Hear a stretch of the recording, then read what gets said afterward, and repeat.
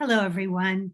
My name is Laura Kangas, and I am here to talk with you about the 5 steps that we must take to truly create a more inclusive, representative, and equitable society. The first step has to do with doing your own work. It is almost virtually impossible to do this work unless we do our own work first. A dear friend of mine died at the age of 98, and she said to me, old age is not for the weak. And I'm going to share that phrase to apply it to diversity. Diversity work is not for the weak. It will take all your strength. It will take your intellect.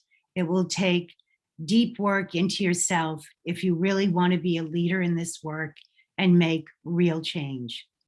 You will need to go inside yourself, take a look at your own biases, prejudices, unconscious biases, and really take a look at yourself in the mirror.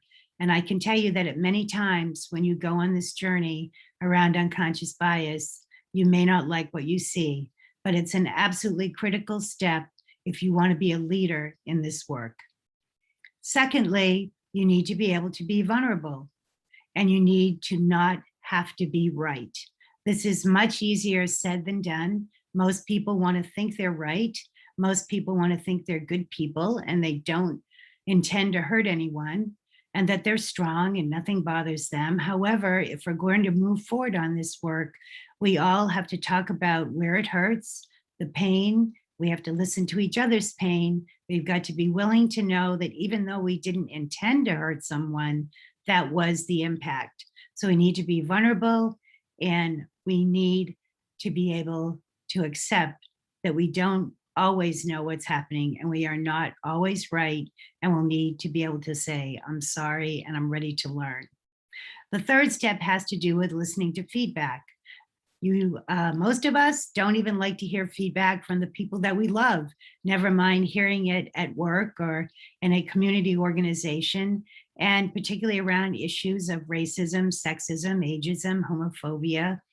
These are hard things to hear, but if we're really going to progress in this work, we have to listen to the feedback and do something with it, accept that it's true for the other person, even though perhaps that wasn't your intention.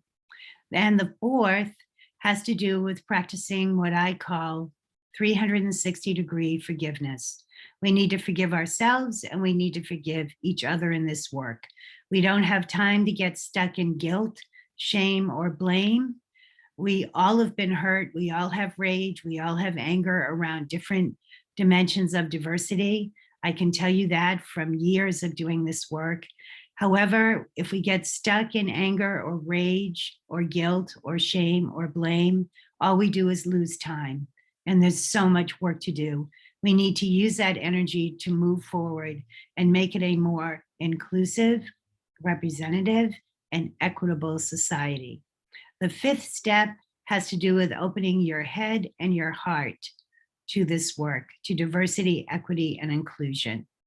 You need your head to listen, to think, to strategize, to make plans, to change your behavior, and you need your heart to be able to hear people and for people to be able to hear you.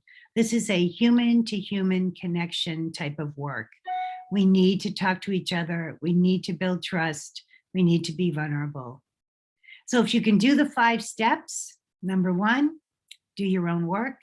Number 2, be willing to not be right and to be vulnerable. The third is to truly and authentically, with respect, listen to feedback. The fourth has to do with practicing 360 degrees of forgiveness to yourself and others. And the fifth is to open your head and your heart to diversity, equity, and inclusion. If we can begin to do this, we can change the world. Thank you.